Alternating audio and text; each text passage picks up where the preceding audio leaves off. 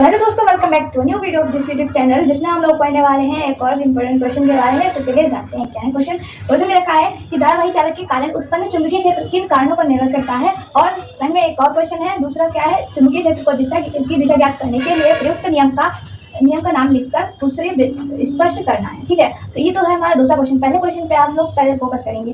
तो पहला क्वेश्चन हमारा कह रहा है कि धारावाही चालक के कारण उत्पन्न चुंबकीय क्षेत्र किन कारणों पर निर्भर करता है। चुंबकीय क्षेत्र की तीव्रता। ठीक है, तो आपको एक बात बताएं कि इस तरह से अगर कोई तार है, उसमें आई धारा बह रही है, ठीक है, और यहाँ पर कोई पॉइंट पी है, यहाँ से अगर हम लोग मान लो इससे इस जगह के लिए इस जगह पर हम लोग को चुंबकीय क्षेत्र की तीव्रता देखनी है, तो कैसे आएगी।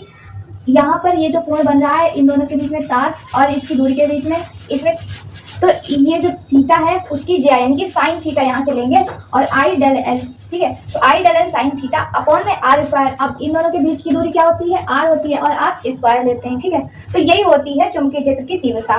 ठीक है, तो इसे ही हमको ये वाला जो फॉर्मूला है उसे प्रूफ करके लाना है। कैसे लाएंगे, इन सभी चीजों का यूज करेंगे। कौन कौन सी, आई यानी कि धारा जो भी है बह रही है, डेल एल यानी कि उत्पन्न चुंबकीय क्षेत्र होगा वो, ठीक है, और साइन थीटा यानी कि इस दूरी और इस तार के बीच में जो कोण बन रहा है वो, ठीक है, और इन दोनों के बीच की जो दूरी है वो। ठीक है, तो इन सबका हम यूज करके क्या निकालेंगे, ये फॉर्मूला निकालेंगे। क्या है, I del L sine theta upon R square. ठीक, कैसे प्रूव करते हैं, धारावाही चालक के कारण उत्पन्न चुंबकीय क्षेत्र की तीव्रता निम्न कारणों पर निर्भर करती है।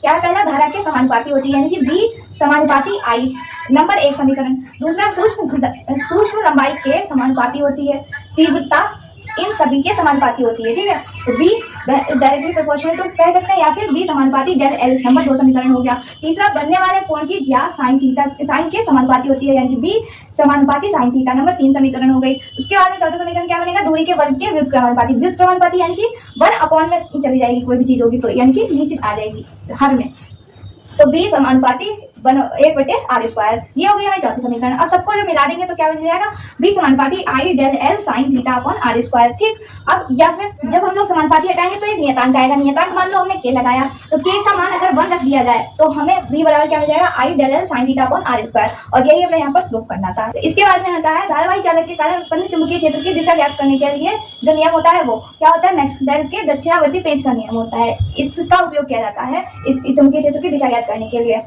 क्या होता है कि अगर हम लोग पेंच कसते समय पेंचकस को दाएं हाथ में पकड़कर इस प्रकार घुमाते हैं कि पेंच की नोक धारा बहने की दिशा दिखाए, तो पेंच को घुमाने के लिए अंगूठा जिस दिशा में घूमता है वही चुंबकीय क्षेत्र की दिशा होती है।